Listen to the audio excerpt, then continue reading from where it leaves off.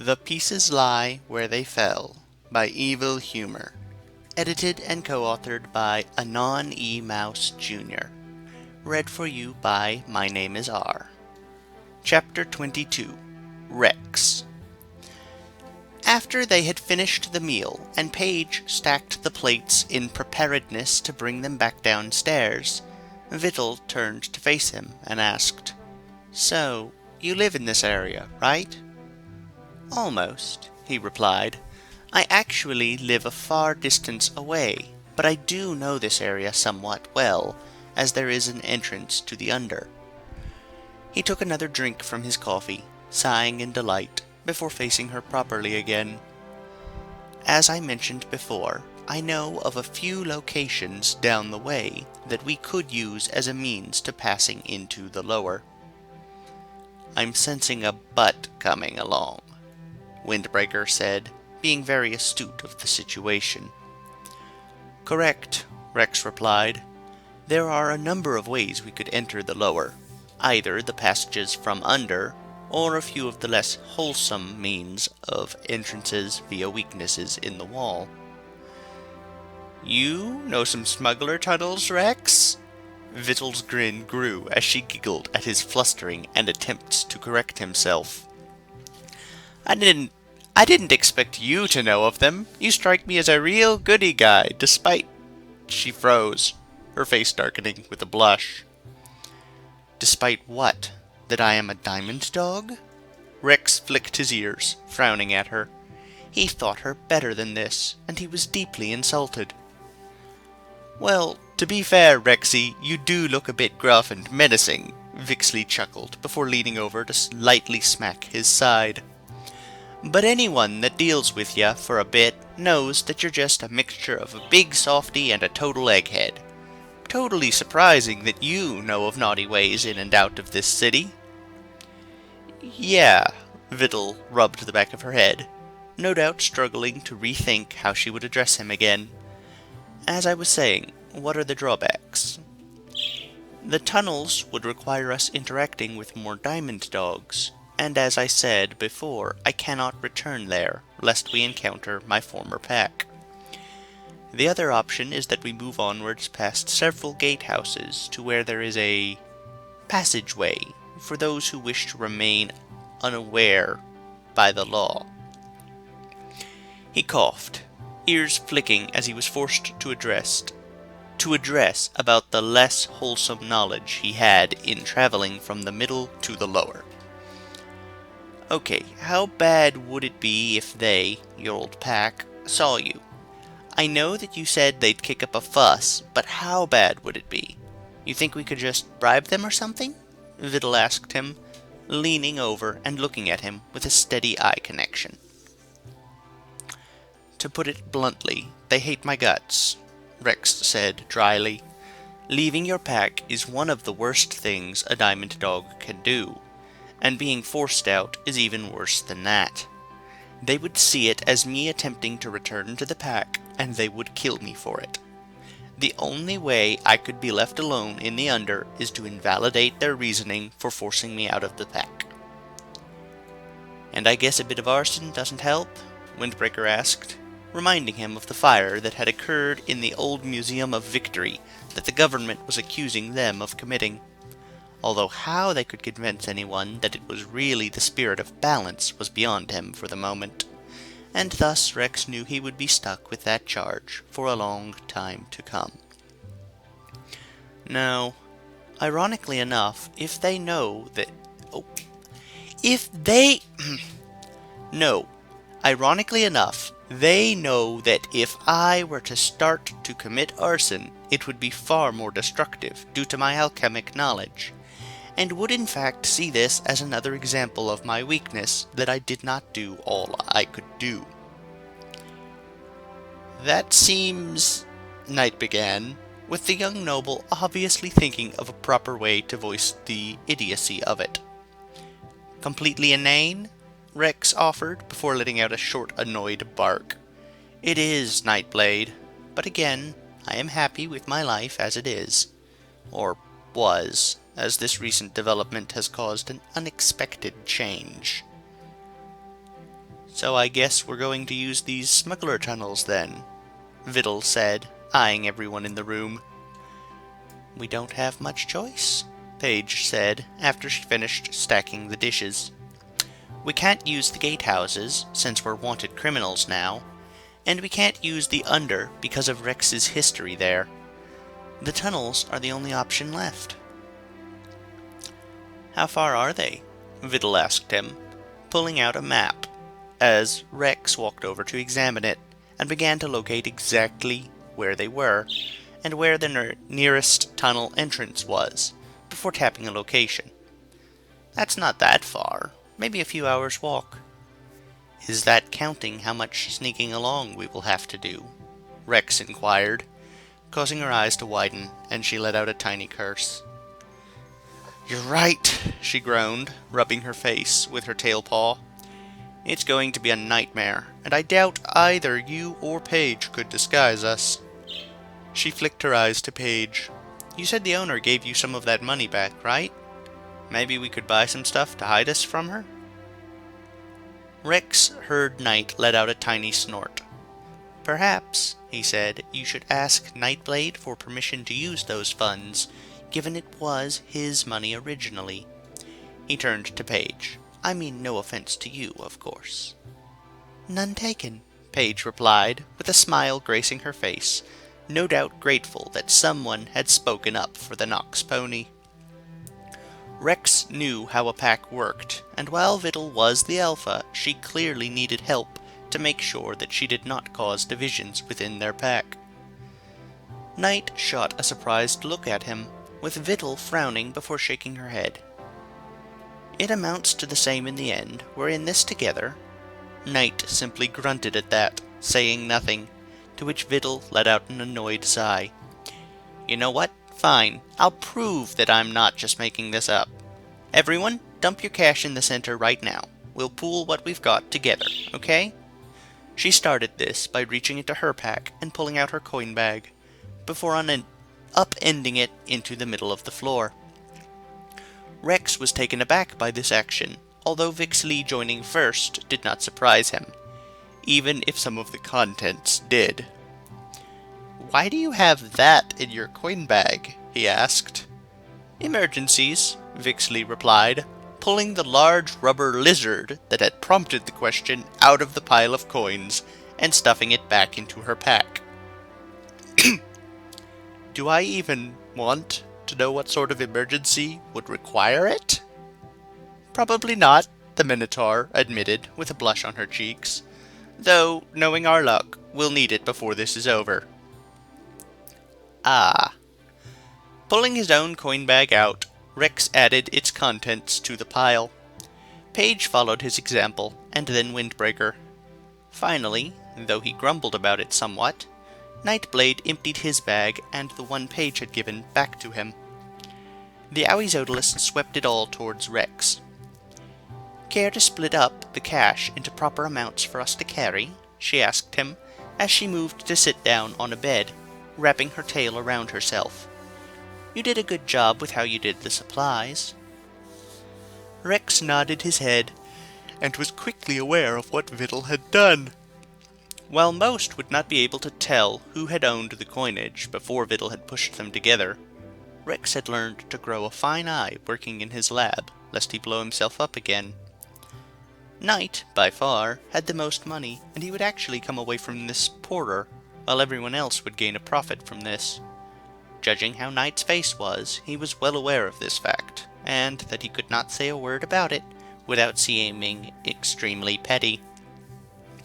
If this was Vidal's plan, to fire him up once more, it was a good one, as Knight had no way to save face without biting his tongue again. Rex did not like being a part of this trickery, but there was always the chance that Vidal had no real malice, and he was just imagining this. In any case, he quickly counted how much they had.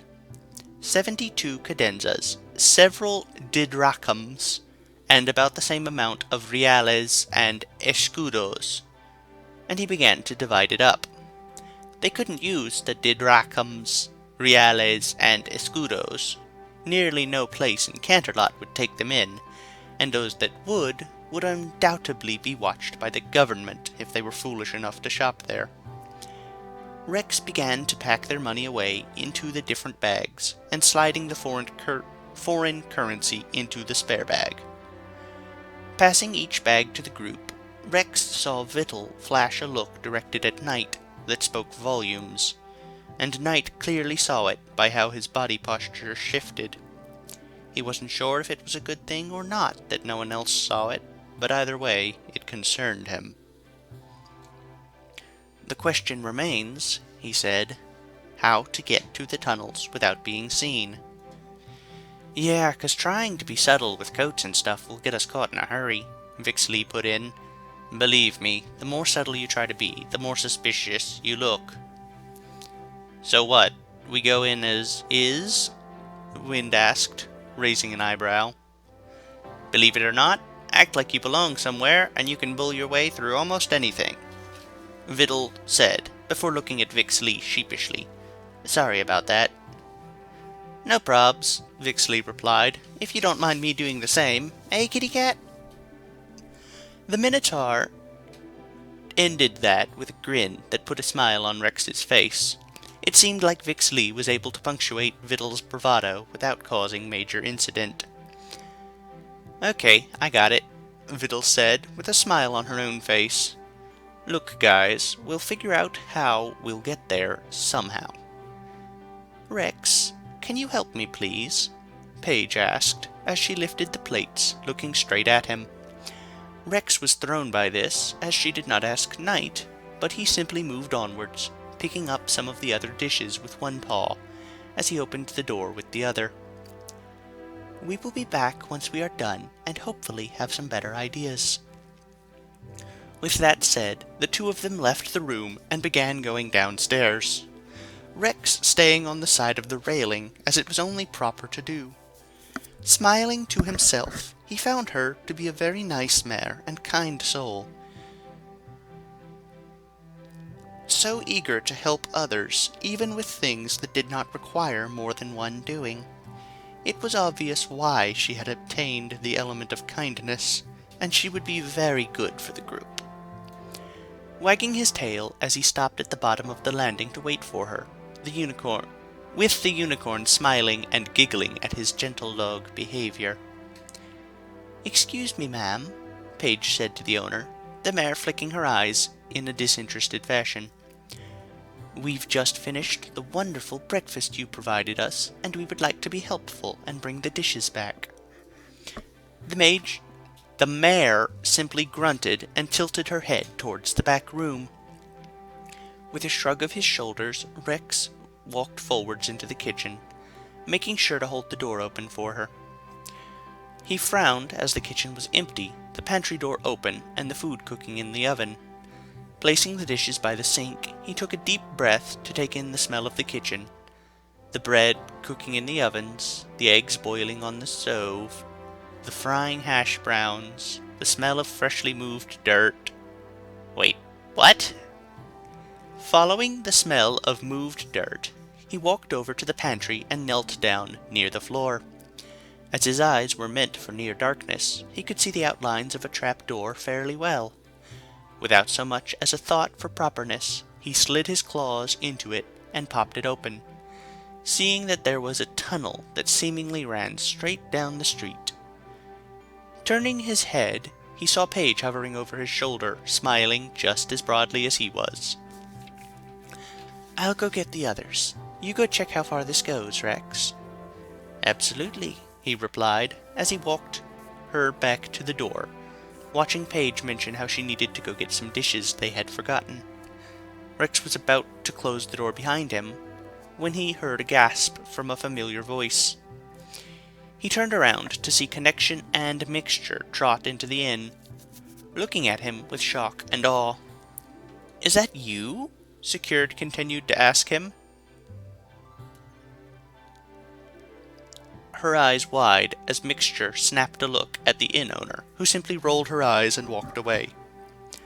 "Magic Mixture? Secured Connection? What are you two doing here?" he asked his employees, moving to embrace them. "We just finished talking to the guards about you," Mixture said, smiling at him as the white and yellow patched stallion pulled back from the hug. And about how you, of all people, were wanted for treason. We told them that you're too straight-laced to do even the most minor of crimes. Secured rolled her eyes. And finally the guards let us go and dropped us off in the east. We just came here to get some food before heading back to the lab and figuring out how to clear your name. The teal mare tilted her head as if to gesture him to follow the pair out of the inn. Magic, secured, I cannot come with you, he said in a soft tone, ears flicking as he heard Paige lead the rest of them downstairs. Trust me when I say this. Although the charges are accurate, we, are innocent. Vittel, Rex tilted his head upwards, as he waved the Owies over. There is a tunnel that I am sure we can use to make our escape. Got it, Vittel replied, pulling herself into the kitchen, with Vix Lee right behind her. Windbreaker peered around, keeping an eye out for the owner before walking in, with night covering Paige's entrance into the room. Rex, this isn't like you, Secured said, patting his arm, almost pulling him with her. Come with us. Let us go to the guards and explain everything to them. Safe and reasonable. That's what you taught us when you took us on as assistants. As your students. Connect is right, Mixture said, pleading him with his big brown eyes. Come with us. Don't throw your life's work away.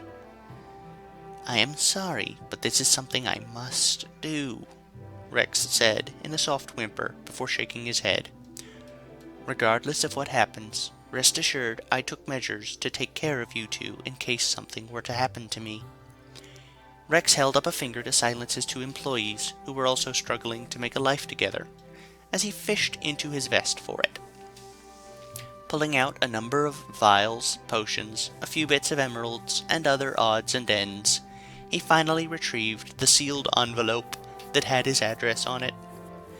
This letter, he said quietly, will transfer ownership of the lab and shop over to you two as soon as you mail it.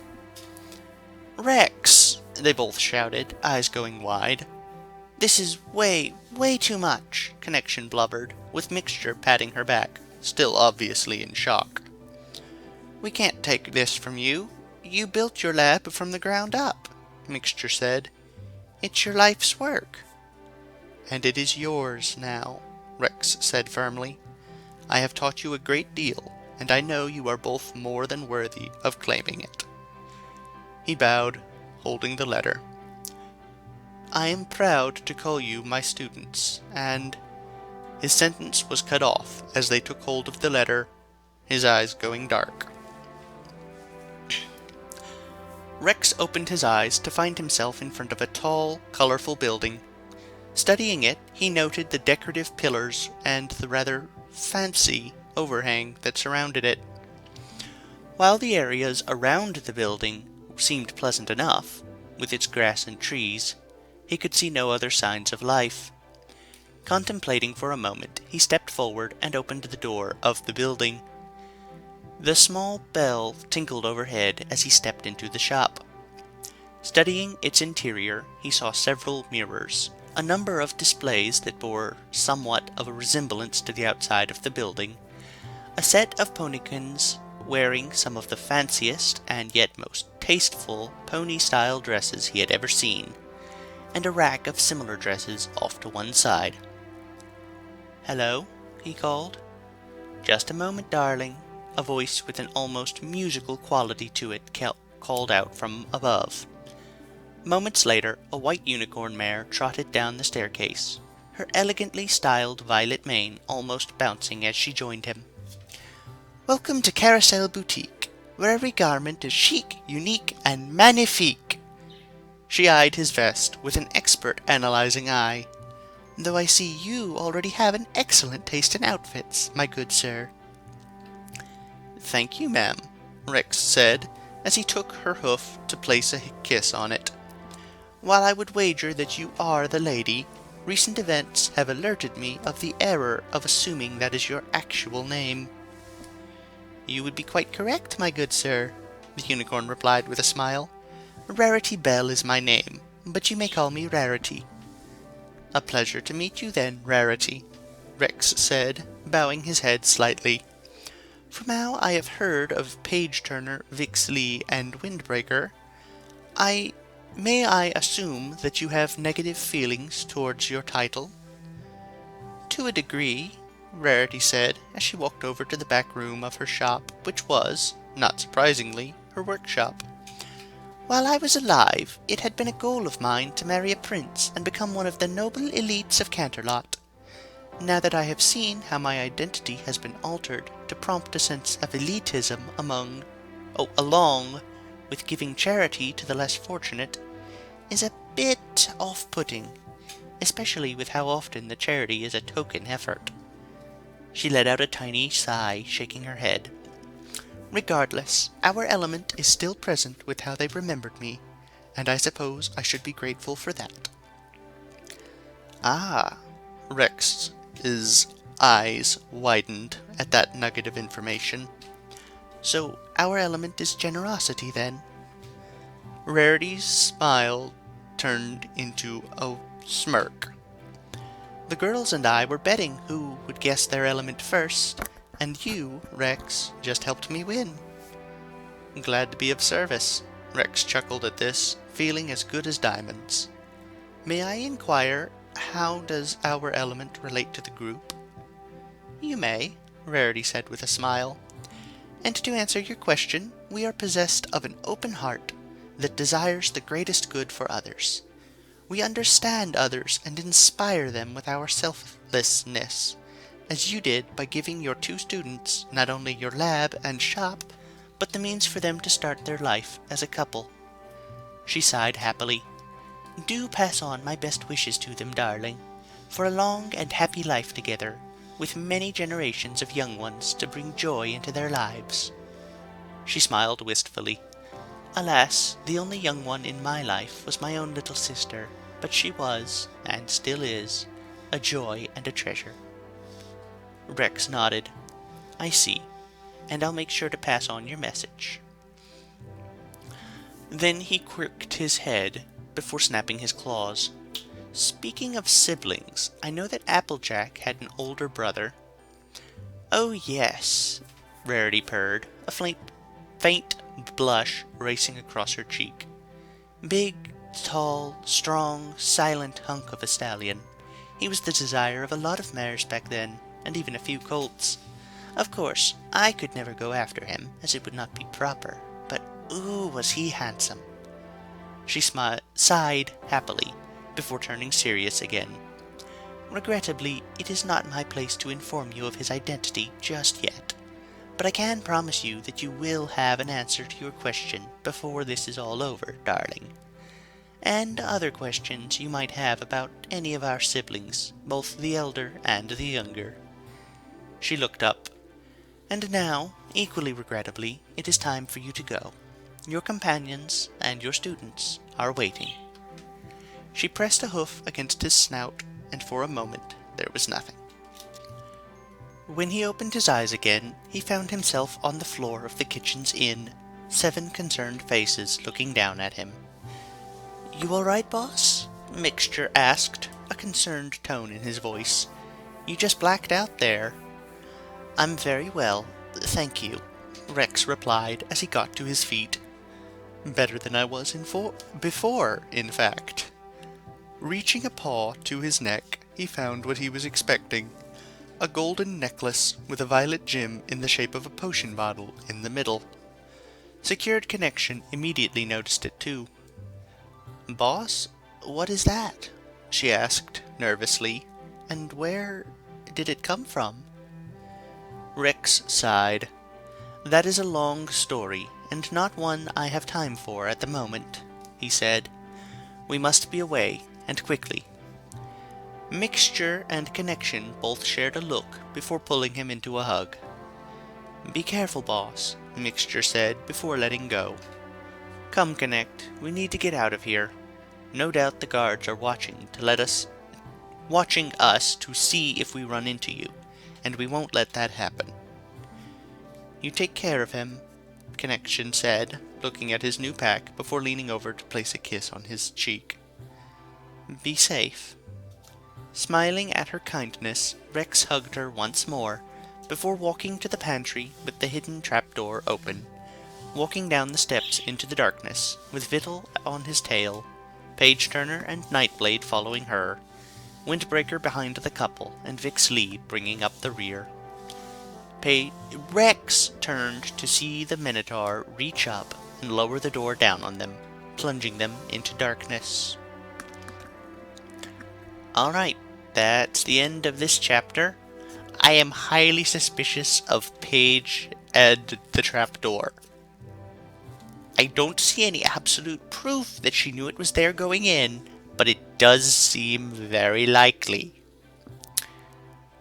And I don't recall any time where she could have learned it unless there was some sort of secret communication between her and the mayor that I didn't quite catch on to.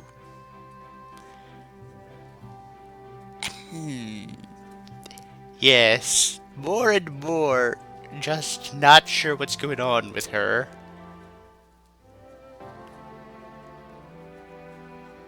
Well, also I noticed, so he doesn't blow himself up again with the lab, he probably didn't blow himself up too hard. Or he wouldn't still be around. Anyway, that's about it. I hope you all enjoyed. Goodbye, everybody.